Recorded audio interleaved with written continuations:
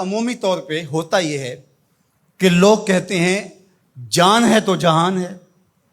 جان اور جہان کا فلسفہ ہم بچپن سے سنتے آئے ہیں. لوگ کہتے ہیں جائیداد چھوڑ دو، فلاں چھوڑ دو، فلاں چھوڑ دو، نظریات پر بھی کمپرومائز کر لیتے ہیں. جب جان نہیں ہے تو پھر باقی کیا؟ جان ہے تو جہان ہے. اس فلسفے کو حسین ابن علی نے بدل کے رکھ دیا کہ جان ہے تو جہان ہے. حسین نے بتایا جان نہیں ہے پھر بھی پوری کائنات تیری ہے. لوگ یہ کہتے ہیں کہ اگر لٹ گئے تو پھر سب کچھ برباد ہوگا.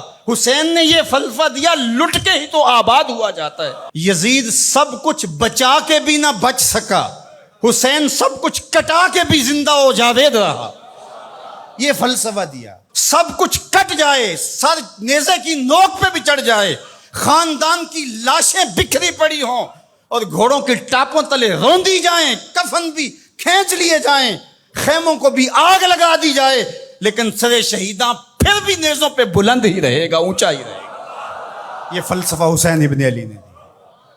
یہ سر جھکنے کے لیے نہیں ہے، یہ سر اوپر بلند ہونے کے لیے. اور میں ایک بات کہا کرتا ہوں، لوگ سر بچانے کے لیے ہاتھ دے دیتے ہیں، ظالم کے ہاتھوں میں ہاتھ دے دیتے ہیں کہ سر بچ جائے. حسین نے ہاتھ بچانے کے لیے سر دے دیا.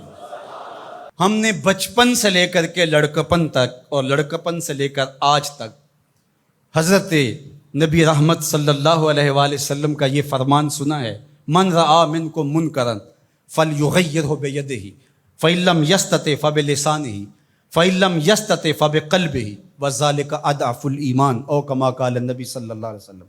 تم میں سے اگر کوئی برائی کو دیکھے تو وہ ہاتھ سے روکے، ہاتھ سے نہیں روک سکتا تو زبان سے روکے، اور زبان سے بھی نہیں روک سکتا تو کم از کم دل سے برا جانے. اور یہ سب سے کمزور ترین ایمان کا مرتبہ تھا.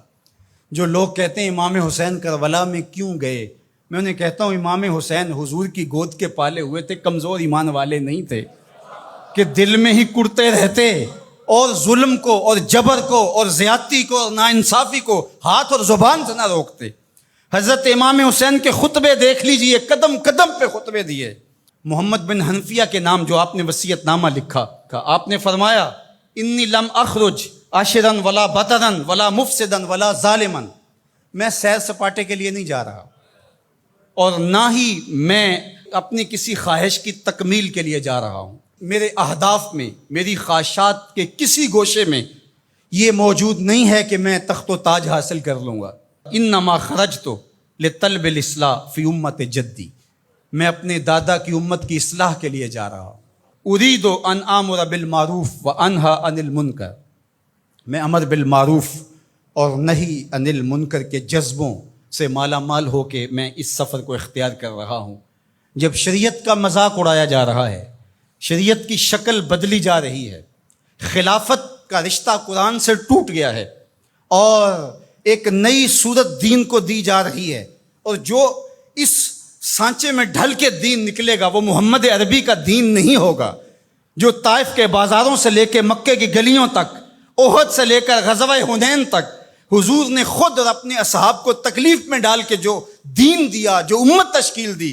یزید اس سارے نظم کو بدل رہا ہے، تو کیا نبی کا نواسا جس کو حضور نے گود میں پالا ہو وہ خاموش ہو کے بیٹھ جائے؟ کہا حسین ایسا نہیں ہونے دے گا، اور اس کی جو بھی قیمت ادا کرنا پڑی حسین وہ قیمت ادا کرے گا.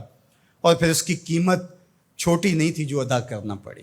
اگر حضرت امام حسین رضی اللہ تعالیٰ عنہ اس وقت کربلا کے تپتے ہوئے ریگزار میں، اس میدان حق و باطل میں اپنی قربانی پیش کر کے جبر کا راستہ نہ روکتے تو یہ بات اچھی طرح سے ذہن نشین کر لیجئے، اسلام کی یہ شکل جو آپ کو دکھائی دے رہی ہے یہ موجود ہی نہ ہوتی.